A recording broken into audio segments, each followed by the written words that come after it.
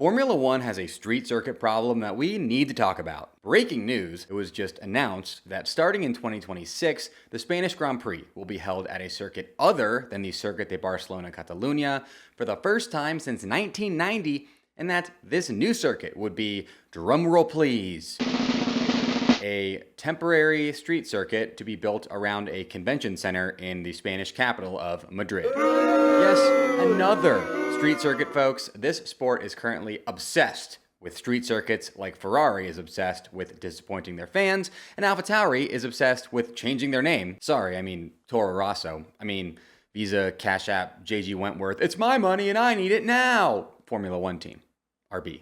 Formula One literally cannot help themselves from adding street circuits to the F1 calendar at the moment. Of the 6 most recent circuits added to the ongoing Formula One calendar, 5 of them are street circuits. 5. 1, 2, 3, 4, 5. That is simply too many street circuits, and here's why. Formula One, at its core, is not a street circuit series.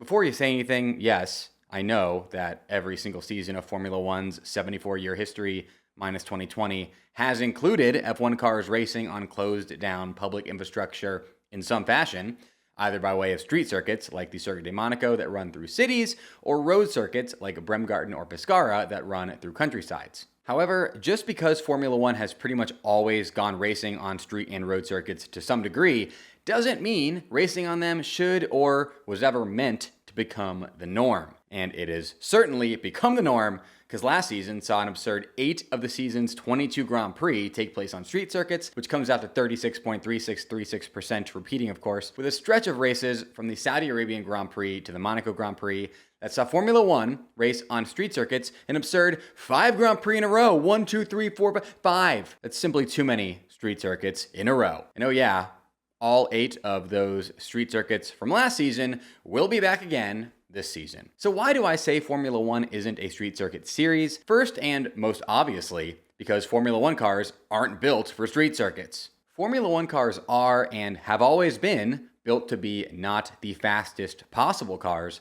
but the fastest possible cars around racetracks. To meet this goal, modern F1 cars are big for power and aerodynamic purposes, fragile for weight purposes, and designed with maximum possible grip in mind for cornering purposes. And street circuits pretty much penalize F1 cars for all of those things.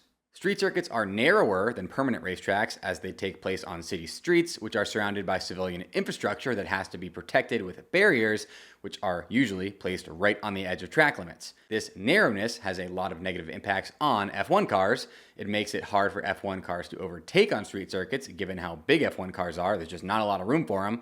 It forces F1 drivers to drive less aggressively or risk losing any of their fragile aerodynamic elements due to even the slightest collision with a wall or other car. And it prevents F1 cars from taking a wider variety of racing lines that may allow them to use their insane levels of grip to carry more speed through a corner. Additionally, F1 cars are designed to perform best on level track surfaces, and street circuits are oftentimes quite bumpy because, they're city streets, which adds a whole nother element into the mix. Shout out to Max Verstappen's 2023 Singapore Grand Prix.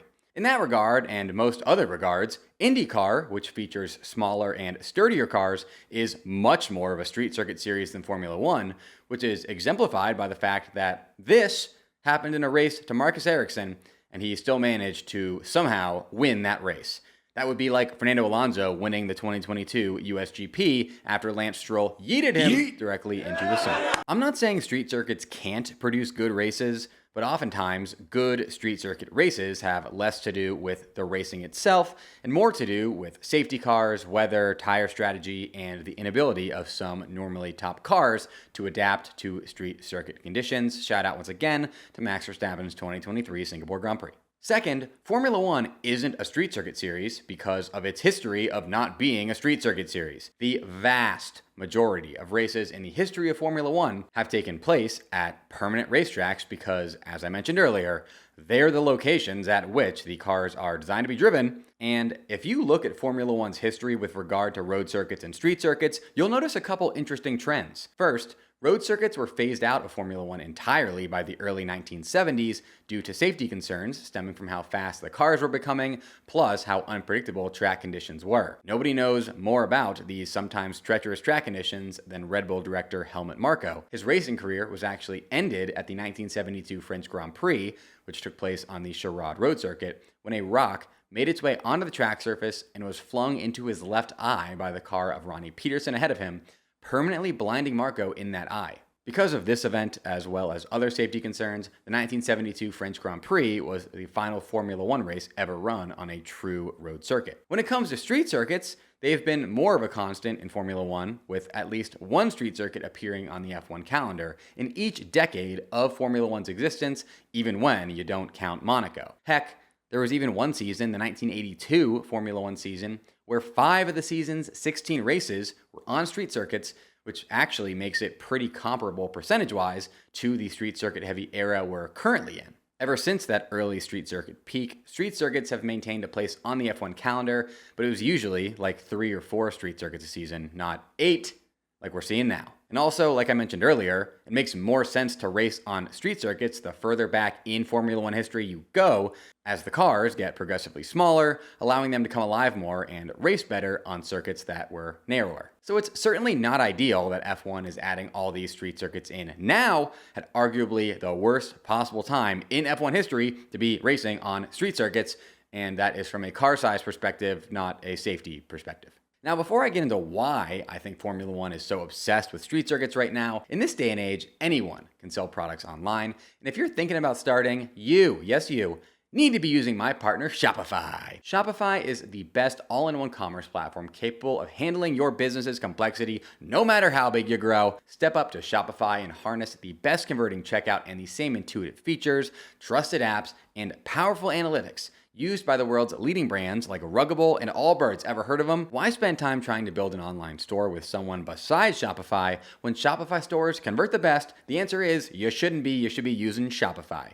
One thing I love about Shopify is that it actually integrates with YouTube. So if you want to sell stuff on YouTube, boom, Shopify. I'm actually going to start selling Formula One merch here soon, so stay tuned. Stop leaving sales on the table, switch your business to Shopify, and discover why millions trust Shopify as their all-in-one commerce platform to build, grow, and run their business. Sign up today for your $1 per month trial period at shopify.com/fbone, all lowercase.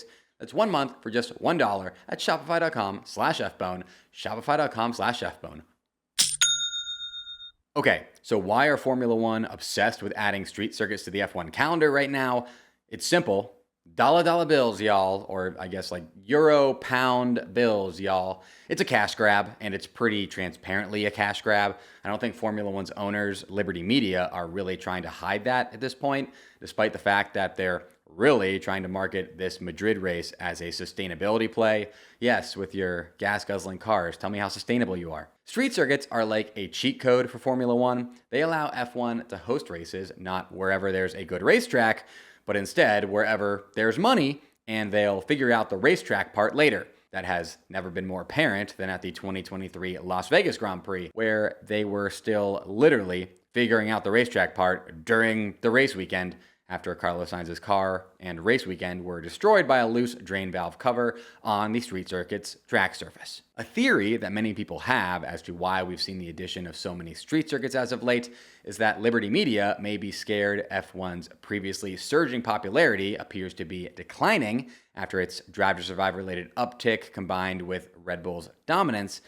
So they're using the addition of 10-year deal street circuits as an opportunity to capitalize on F1's popularity while it's still there as a medium-term insurance policy of sorts. Whatever the case, we'll be seeing street circuits as a prominent part of F1 for at least the medium-term future, which is sad because there are plenty of great permanent circuits that do deserve spots on the Formula One calendar that don't currently have those spots. F1 built its reputation off the back of permanent racetracks, and it owes it to them to support them so that they can stay afloat and well-maintained, and so that investors will see creating new racetracks as a solid investment opportunity so that permanent racetracks don't go extinct like the Dodo and the road circuit and the name AlphaTauri. What do you think? Are you fine with F1's current street circuit obsession? Do you think they need to pump the brakes, or do you land somewhere in the middle? Also, what permanent circuit do you think deserves a spot on the F1 calendar? Let me know your answer to either or both of those questions in the comments. Like, go comment right now. Seriously, right now. Special shout out to my top YouTube channel members, Mo, Brian Linton, and Joe, Max's number one hater, Snow. Until next time, folks, J-Bomb! J-Bomb!